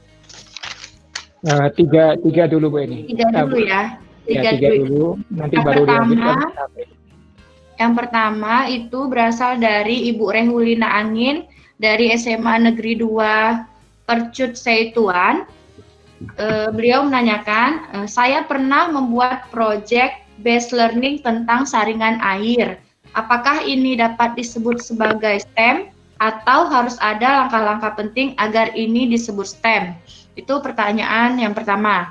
Yang kedua, pertanyaannya ada sama dengan yang lain, yaitu dengan Bu Mahyuni yang berasal dari Bu Nur Alipah SMK Negeri 1 Teluk Mengkudu. Sama pertanyaannya dengan Bu Mahyuni Nasution, yaitu bagaimana langkah awal agar proses pembelajaran STEM bisa berjalan dengan baik, karena di tempat saya mengajar siswanya slow respon atau tinggal di daerah pesisir. Kemudian yang dimaksud berkolaborasi dengan guru lain itu bagaimana ya? Begitu Pak pertanyaannya. Yang ketiga, Ibu Evangi Betria Tobing. Kira-kira bagaimana pelaksanaan STEM kepada sekolah yang tidak memperkenankan siswa untuk membawa handphone ke sekolah? 3 dulu Pak, Bapak Ibu. Dipersilakan kepada Pak Lukman atau Bu Eni untuk menjawab. Dibagi aja Bu, Pak Lukman dulu. Pak Lukman dulu, iya. Silakan Pak Lukman. Oke, baik, terima kasih Bu. Yang pertama, sebenarnya tadi juga saya coba rangkum Ibu, mungkin nanti juga pertanyaan yang lain sebetulnya akan terjawab juga. Yang pertama soal penjaringan air. Satu, kita perlu bedakan antara project based learning itu bukan STEM. Tetapi STEM itu bisa didekati dengan model pembelajaran STEM. Artinya ketika Bapak Ibu boleh saja ketika penyaringan air itu bisa dijadikan pembelajaran STEM produk misalkan, karena masalahnya lingkungan di sekitar Bapak Ibu airnya kotor. Air kotor itu bisa bermacam-macam sumber masalahnya, apakah karena besinya, apakah karena lumpur, apakah karena bahan berbahaya dan sebagainya. Nah, yang perlu ditegaskan adalah jangan sampai ketika kita proyeknya adalah penyaringan air, kita kasih bagaimana cara-cara membuat penyaringan air tersebut. Yang ada ujung-ujungnya bukan terjadi pengembangan kreativitas, tetapi copy paste. Nah ini yang paling terbaik menurut saya, salah satu alasan atau temuan yang menarik karena siswa itu atau guru banyak mimicking. Mimicking itu mereka search di internet, lalu cari apa yang ada di internet, lalu copy paste. Nah ini tidak diharapkan, karena apa? Karena skill yang kita inginkan bukan skill copy paste, tetapi ada kreasi. Jadi permasalahannya adalah bagaimana Bapak Ibu mengemas proyek pembuatan saringan air ini sehingga tujuan dari pembelajaran STEM yang salah satunya kecakapan abad 21, aplikasi konsep itu bisa tersampaikan. Jadi bukan berarti tidak boleh penyaringan airnya, tetapi bagaimana settingannya. Sebagai contoh, misalkan saya di lingkungan Bapak Ibu airnya kotor karena banyak lumpur. Lalu Ibu Bapak meminta anak untuk mencari. Nah, anak dapat nih informasi, tetapi dia informasinya plek-plekan dapat dari Google, dari internet itu tidak diharapkan. Tetapi ketika anak, oh ternyata di air ini ada lumpurnya misalkan, karena lumpur partikelnya lebih besar dari air, maka kita bisa menggunakan saringan. Saringan apa yang paling efektif bahannya? Lalu dia search lagi. Maka timbullah suatu yang namanya keterampilan berpikir kritis dan kreatif. Itu yang diharapkan. Artinya proyek itu adalah sebagai media Bapak Ibu untuk merangsang kreativitas critical thinking siswa. Caranya ya tadi bisa mau menggunakan integrasinya yang incorporated atau kolaborasi, itu benar-benar teknisnya. Maka patut digarisbawahi ketika kita bilang apakah itu STEM atau bukan, maka balik lagi ke karakteristik pembelajaran STEM yang tadi. Kalau misalkan ujung-ujungnya siswa berhasil nih, produknya jadi bagus, tapi dia tidak berkembang, keterampilan berpikir kritis, kreatif, aplikasi konsep, pemecahan masalahnya tidak berkembang. Itu menurut saya bukan sesuatu hal yang diharapkan. Maka ini perlu kontrol dari Bapak Ibu guru. Kemudian yang kedua, itu mungkin cukup jelas ya Bapak Ibu, sehingga titik utamanya adalah karakteristik pembelajaran STEM itu sendiri yang bisa memberikan fasilitas, memberikan pengalaman kepada siswa untuk mengembangkan kecakapan abad 21-nya. Ini tantangan Bapak Ibu semua. Kemudian yang kedua, soal tadi yang di daerah yang tidak bawa HP, misalkan. Kalau tidak bawa HP, maka kita set, karena kan sebetulnya HP itu digunakan untuk mencari informasi. Banyaknya itu di sana. Karena dengan HP, dengan smartphone, itu anak bisa berselancar dengan bebas untuk mencari informasi. Nah, solusinya satu, Bapak Ibu bisa menggunakan blended learning. Blended learning itu artinya ada offline-nya, ada online-nya. Artinya ya siswa tidak perlu bawa HP ke sekolah, tetapi cukup cari informasi di rumah, lalu bawa informasinya ke sekolah. Dan informasi itu digunakan untuk menyelesaikan masalah yang ada. Atau kalau memang anak juga tidak punya HP, misalkan sekolah punya lab komputer, pakailah lab komputer tersebut untuk sebagai media mencari informasi. Jadi itu, dan yang paling tepat adalah ya tadi Bapak Ibu mau pakai blended learning atau ya sudah di sekolah saja. Nah sekarang situasinya kan tidak memungkinkan juga untuk bertemu, maka aplikasi digital atau penggunaan teknologi digital dalam pembelajaran ini menjadi lebih penting dari sebelumnya. Maka ini sebetulnya aspek teknologi di STEM ini akan sangat kentara, terutama ketika menyelenggarakan pembelajaran berbasis atau pembelajaran jarak jauh. Kemudian yang ketiga, soal di daerah pesisir.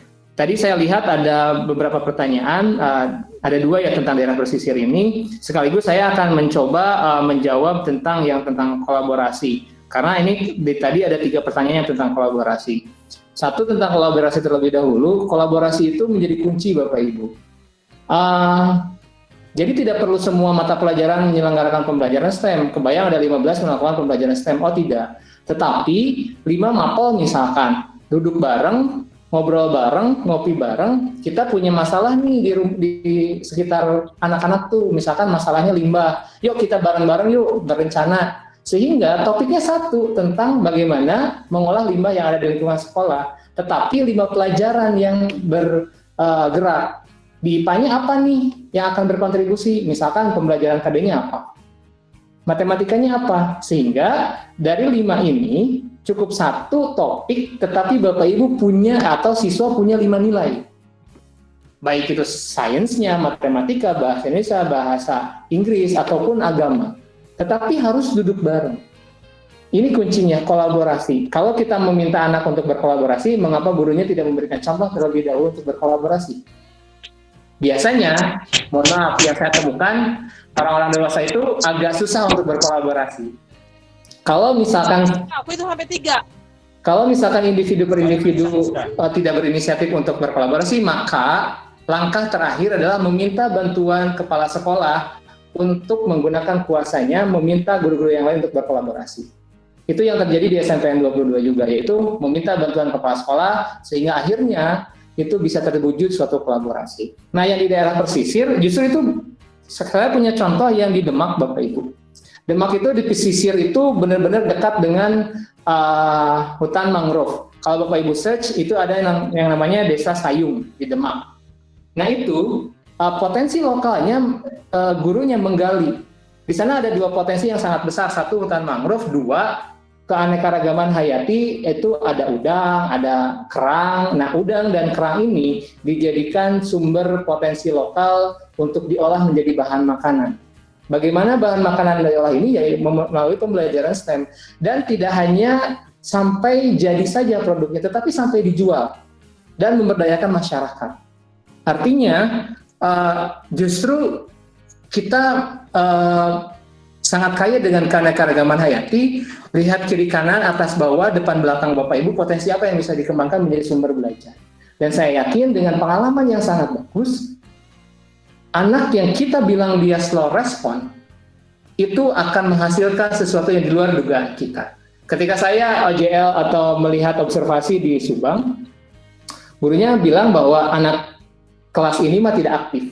Tetapi ketika sudah dilaksanakan pembelajaran STEM, dia sangat aktif. Artinya bahwa Bapak Ibu, apakah memang tidak aktif anaknya, slow respon, ataukah stimulusnya yang kurang tepat?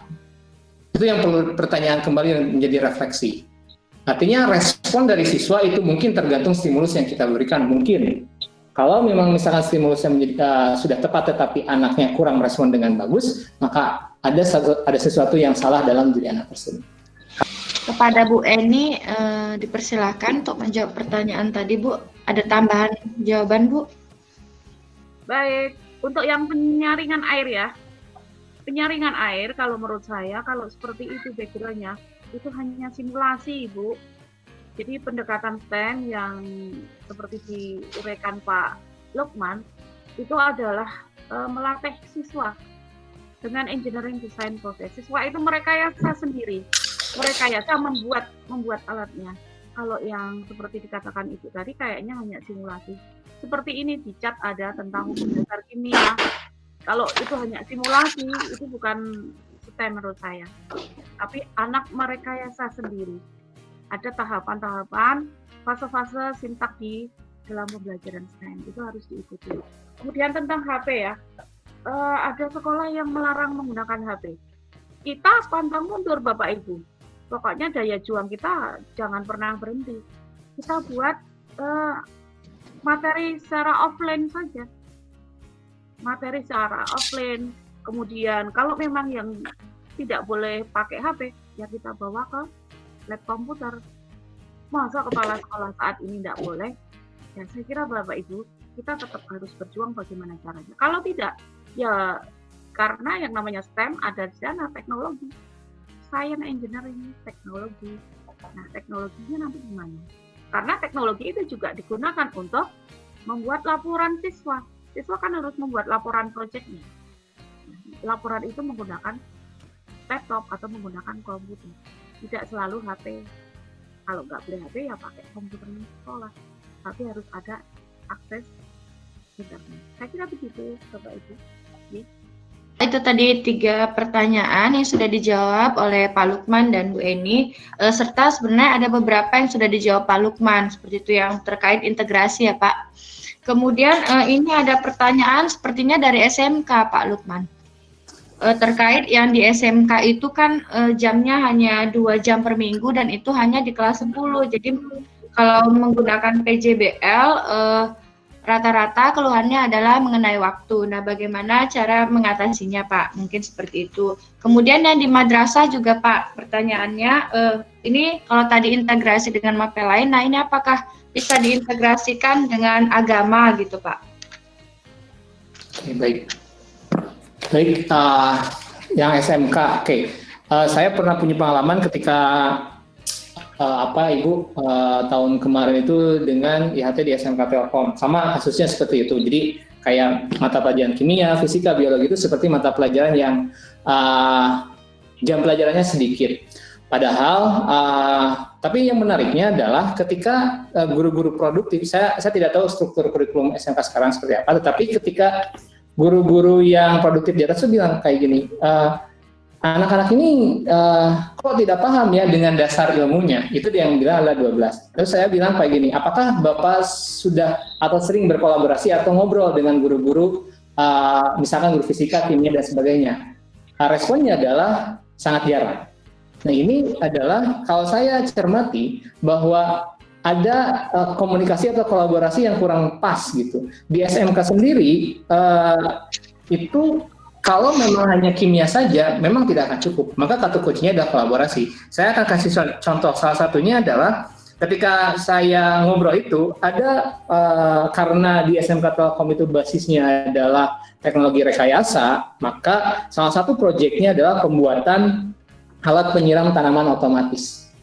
Nah, kimia itu berkontribusi dalam pemahaman tentang pH tanah, keasaman tanah. Itu bagiannya kimia. Artinya, kalau misalkan di sana sensor pH menunjukkan sekian, misalkan 2 atau 3, maka secara kimia itu terlalu asam. Dan pemahaman ini itu diperlukan dalam membuat suatu alat tersebut. Sehingga kata kuncinya adalah kimia ini yang terlupakan adalah bahwa pemahaman konsep itu menjadi landasan penting dalam aplikasi konsep. Atau temuan yang saya banyak saya temukan bahwa konsep ini ketika membelajarkan STEM menjadi terpinggirkan. Padahal nggak seperti itu. Bahwa STEM adalah aplikasi konsep, ya. Tetapi aplikasi tanpa pemahaman konsep yang pas, maka proyeknya tidak akan pas atau produknya tidak akan berhasil. Maka jika Bapak Ibu menemukan salah satunya adalah kurangnya waktu, Bapak Ibu kata kuncinya lagi adalah kolaborasi integrasi. Ngobrol. Jadi ketika ngobrol itu tercipta berbagai ide Bapak Ibu. Ya pertanyaannya mungkin saya balik lagi, seberapa sering Bapak Ibu di ruang sekolah atau di ruang guru ngobrol tentang materi, tentang ketercapaian anak, atau lebih banyak ngobrolin tentang, hasil Liga Champions, juara Premier Liga Inggris misalnya, atau mengomongkan hal-hal yang tidak terkait dengan pendidikan. Nah ini saya kira salah satu jalannya adalah bagaimana kita menyelenggarakan pembelajaran STEM yang bisa berkolaborasi satu sama lain. Dan ini terkait dengan bagaimana di madrasah, tentu Bapak Ibu, agama ini saya menjadi hal yang menarik karena ada nilai-nilai karakter di sana. Nilai-nilai karakter itu ini yang akan menjadi kunci yang menjadi perhatian Mas Menteri sekarang juga. Karena kan salah satunya adalah survei karakter. Memang karakter itu bukanlah kewajiban agama saja, tetapi nilai-nilai karakter ini bisa menjadi kata kuncinya. Saya kasih contoh salah satunya di SMP Cendikia Muda di Bandung. Mereka proyeknya adalah alat penghisap asap rokok. Tapi yang dikemukakan adalah itu bukan masalah itu dulu, tetapi salah satunya adalah bahwa kesehatan itu harus dijaga karena itu karena tubuh kita pemberian dari Allah Subhanahu Wa Taala. Itu menjadi landasan mereka karena Cendikia Muda salah satunya. Sehingga ini di madrasah kita perlu gali nih nilai-nilai apa lagi yang bisa diterapkan dan bisa diintegrasikan. Jadi sehingga menjadi satu paket. Baik itu mau agama Islam, agama Kristen, agama Buddha, agama Hindu, Katolik dan sebagainya, ini akan menjadi pegangan kita. Karena sekali lagi ada 3 hal yang perlu dicapai: sikap atau karakter, kemudian pengetahuan, dan juga keterampilan. 3 paket ini adalah 3 paket yang dengan pembelajaran STEM bisa kita berikan kepada peserta didik untuk mencapainya dalam satu pembelajaran yang terintegrasi. Kata kuncinya sekali lagi adalah kolaborasi. Tadi kan ada pemecahan masalah, ada integrasi, ada kontekstual, kemudian juga merupakan sebuah pendekatan. Ini yang perlu kita pegang Bapak Ibu semua. Teknisnya sekali lagi ada banyak jalan menuju Sumatera Utara. Silakan Bapak Ibu. Bu Fitri. Ya Pak Lukman, terima kasih. Bagaimana Bu Eni, apakah ada tambahan? Ini mungkin yang belum terjawab, Bapak Ibu yang dari madrasah ya, aliyah ya mungkin ya, aliyah atau dari pondok ya, ada beberapa rekan yang dulu ikut diseminasi STEM juga dari aliyah. Tidak masalah Bapak Ibu, juga kaitannya dengan tadi masalah agama. Saya kira agama apapun Bapak Ibu, di sintak pembelajaran STEM, sintak pertama kali itu reflection. Saya kira kita sebagai guru bagaimana kita kreativitas kita untuk memasukkan nilai-nilai agama di karakter serta didik kita itu ada di tahap 1 di reflection. Ya, sel volta menggunakan buah, nanas, pisang, belimbing dan sebagainya. Dari mana buah-buahan ini ya? Kita mensyukuri karunia Tuhan dengan cara kita memanfaatkan apa yang diciptakan untuk belajar. Saya kira bisa. Untuk aliyah saya kira silabusnya juga enggak berbeda jauh dengan SMA, sama saja saya kira. Kemudian ya untuk SMK ini beberapa yang saya tahu SMK itu justru sangat aplikatif ya, di tahap discovery, di tahap application-nya malah sangat bagus sekali. Teknologinya juga lebih unggul. Cuman itu tadi mungkin waktu ya Bapak Ibu kalau di SMK karena memang karakternya berbeda.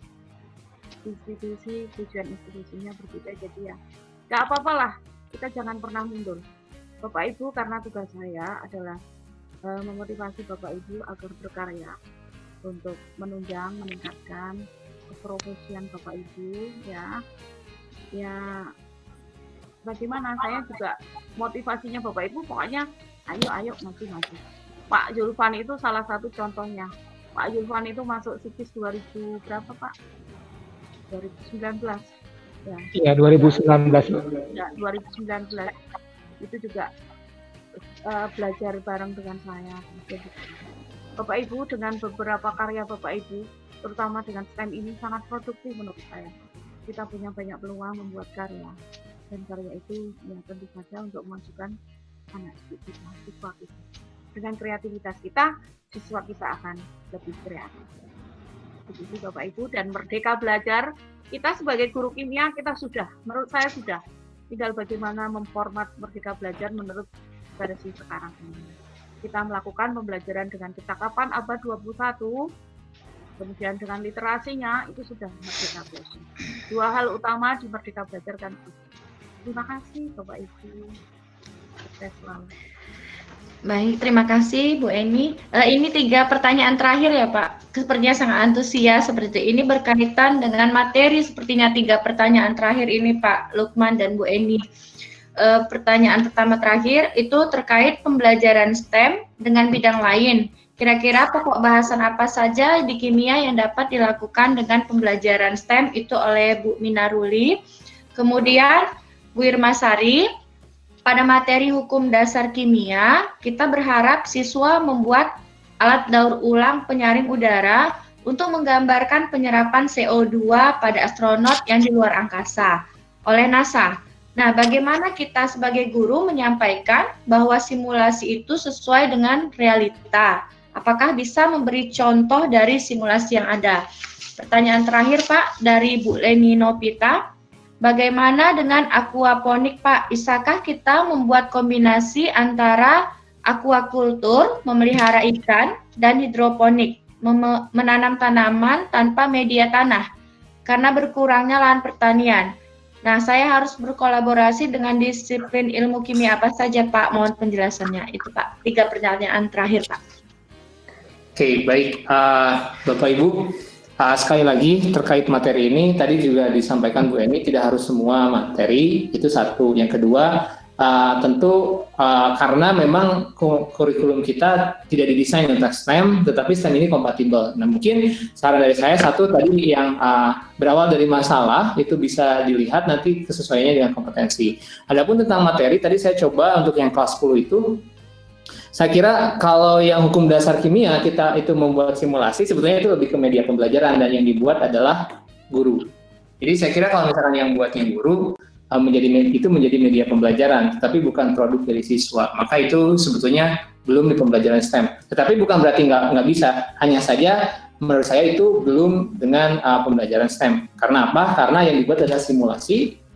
Simulasinya medianya dibuat oleh guru. Sedangkan yang kita harapkan ketika siswa belajar dengan STEM, ada aspek-aspek lain yang bisa tercapai, yaitu aspek sikapnya, pengetahuan, dan juga keterampilan. Maka kalau saran saya yang di materi IPA kelas 10 itu ada larutan elektrolit dan non-elektrolit ataupun di redox. Itu bisa diolah karena larutan elektrolit dan non-elektrolit itu dekat dengan kehidupan sehari-hari.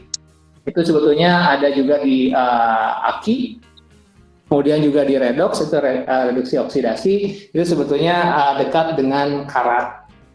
Kan proses fenomenanya. Nah, bagaimana kita bisa mencegah terjadinya karat dan sebagainya, itu bisa teraplikasikan ketika siswa paham, dibandingkan mereka hanya menilai atau menghitung bilok saja, bilangan oksidasi. Lalu, apa sih sebetulnya dari bilangan oksidasi ini?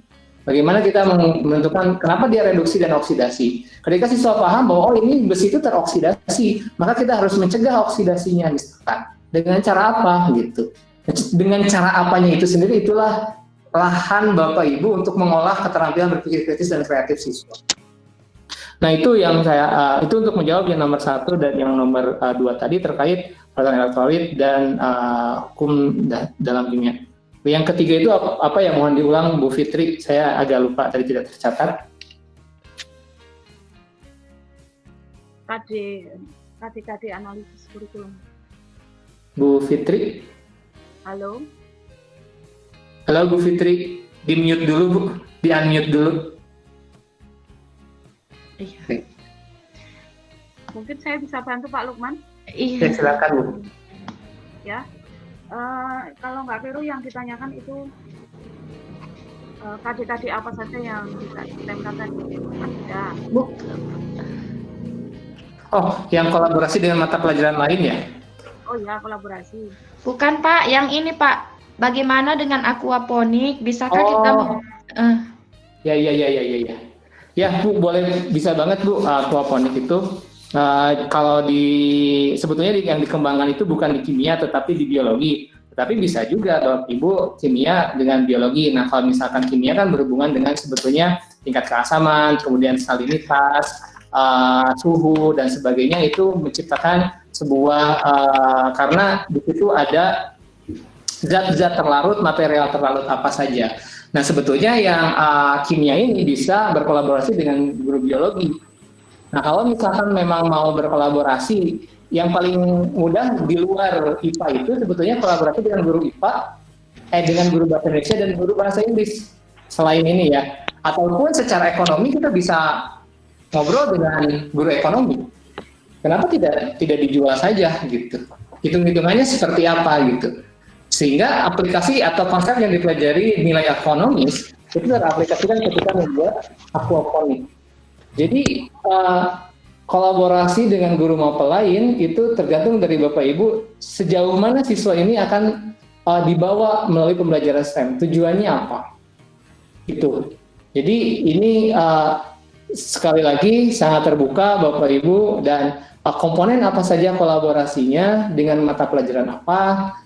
Asalkan tadi Bu Eni sudah menggarisbawahi analisis KD-nya nyambung dan bisa melandasi dari proyek tersebut, itu boleh. Tapi asal jangan cocokologi gitu. Nah, itu agak susah kalau cocokologi gitu, dicocok-cocokkan gitu. Jadi menurut saya selain kimia ada biologi. Kalau misalkan ada karena ini pelajaran IPA saja, ya sudah masuk dengan misalkan bahasa Indonesia dan bahasa Inggris misalkan seperti itu. Selain matematikanya juga. Jadi Bapak Ibu kolaborasikannya bisa lebih dari 3 mata pelajaran. Nah, tantangannya adalah karena satu, selain kolaborasi dengan guru yang lain harus ada chemistry yang kuat, Bapak Ibu juga harus punya perencanaan yang matang. Karena apa? Mapel apa yang akan didahulukan? Apakah kimia dulu atau biologi dulu? Ini terkait dengan arrangement waktu. Karena waktu-waktu Bapak Ibu itu sudah ada kan ya ditentukan jam pelajaran dan sebagainya. Sehingga di awal tahun ini akan sangat bagus sekali Bapak Ibu ngobrol bareng dengan lintas mapel di sekolahnya untuk satu saja melaksanakan pembelajaran STEM. Karena kalau sudah satu biasanya akan menggelinding banyak gitu. Dengan konsisten. Nah, ini awal tahun ini saat yang tepat untuk merencanakan kembali pembelajaran STEM ini tidak hanya Bapak Ibu guru kimia saja, tetapi guru-guru yang lain. Saran dari saya, satu, gali potensi lokal yang ada di sekitar sekolah atau di kabupaten kota Bapak Ibu. Itu akan menjadi kunci karena dengan keragaman kota dan kabupaten di Sumatera Utara punya potensi lokal yang berbeda-beda sehingga akan menghasilkan sebuah pembelajaran STEM lokal konteks yang hanya dimiliki oleh Sumatera Utara atau oleh Indonesia. Terbayang keanekaragaman hayati potensi lokal Indonesia yang tidak dipunyai oleh orang lain, oleh negara lain, tetapi belum tergali dengan maksimal. Kira-kira seperti itu. Bapak Ibu mungkin ada tambahan dari Bu Eni? Oh ya. Kalau saya gini aja, yang sudah saya lakukan saja ya Bapak Ibu, untuk sharing pengalaman saja. Beberapa KD yang bisa kita lakukan, dimulai dari kelas 12. Kelas 12, begitu masuk itu ada sifat koligatif larutan. Di sana itu kan tadi sudah ada karya saya tentang pembuatan ice cream. Pembelajaran STEM pada pembuatan ice cream. Nah, itu kan juga bernilai ekonomi. Nilai ekonominya sangat tinggi, sehingga apa? Kita kerjasama, kolaborasi dengan guru PKWU, ekonomi, matematika, dengan biologi, karena menggunakan bahan-bahan biologi juga. Kemudian juga ada di tadi berikutnya itu ada elektrolisis, ada sel volta, kemudian juga ada punya karbon Bapak Ibu, membuat memanfaatkan limbah, sampah kantin sekolah itu kalau kita olah menjadi pembelajaran STEM yang luar biasa. Ada beberapa mata pelajaran yang bisa kita ajak untuk kolaborasi. Dengan kolaborasi itu kita berharap waktunya bisa dipadatkan. Kita urunan, kimia urun 2, biologi, PKWU, ekonomi, matematika, fisika. Kita semuanya urunan, nanti jadilah sebuah paket STEM corner sekolah, STEM school. Nah, leading sektornya siapa? Nah, siapa yang dikatakan Pak Lukman tadi? Siapa yang diutamakan? Yang diutamakan biologinya. Oh, kimianya. Ya, itu menjadi leading. Leadingnya di situ nanti. Kalau saya, pengalaman saya seperti itu. Di kelas 12, di kelas 11 itu ada koloid. Kemudian ada asam basa. Di kelas 10 ada tadi Pak Lukman, daya antar listrik sama redok. Itu sangat potensial untuk kita ambil. Jangan setiap KD distemkan Bapak Ibu habis nanti. Anaknya capek dan hanya mengeluh. Itu tambahan saya. Pengalaman saya seperti itu. Monggo silakan. Oke, Bu Fitri. Baik, Bapak Ibu, sepertinya sudah berakhir ya sesi tanya jawab kita. Luar biasa sekali kegiatan Lokakarya Daring ke-1 sesi 1 MGMP Kimia ini. Dengan berakhirnya sesi tanya jawab, berakhir pula lah acara kita hari ini. Terima kasih banyak kami ucapkan kepada Bapak Lukmanul Hakim MPD selaku Kepala Divisi ICR Data dan Evaluasi Sekis yang sudah mau menjadi pemateri kami pada hari ini. Begitu juga dengan Bu Eni Triastuti SPD, Guru SMA Negeri 1 Yogyakarta yang sudah bersedia menjadi pemateri hari ini. Serta terima kasih pula kepada seluruh peserta yang sengaja kami undang untuk mengikuti kegiatan Lokakarya Daring ke-1 ini. Mudah-mudahan ilmu yang sudah diberikan oleh Bapak Ibu pemateri kita kemudian bisa menjadi inspirasi buat kita untuk melakukan karya-karya ataupun best practice kita di kemudian hari. Dan saya dengan materi hari ini membangkitkan semangat kita yang sudah lama, apalagi dalam keadaan WFH seperti itu, mudah-mudahan menjadi motivasi buat kita untuk lebih berkarya lagi. Itu saja mungkin dari saya. Jika ada kata-kata saya salah mulai dari acara sampai ditutup acara hari ini, saya mohon maaf. Bila taufik wal hidayah. Assalamualaikum warahmatullahi wabarakatuh. Waalaikumsalam warahmatullahi wabarakatuh. Bapak Ibu sekalian. Assalamualaikum. Terima kasih banyak Bu. Mohon maaf. Sama-sama Bapak Ibu, sampai jumpa kembali di lain kesempatan. Assalamualaikum. Terima kasih. Ini Bapak Lukman dan Ibu Eni yang sedang membagi ilmu dengan mudah-mudahan bisa menambah semangat kami dalam bekerja di sekolah. Ya. Amin ya rabbal alamin.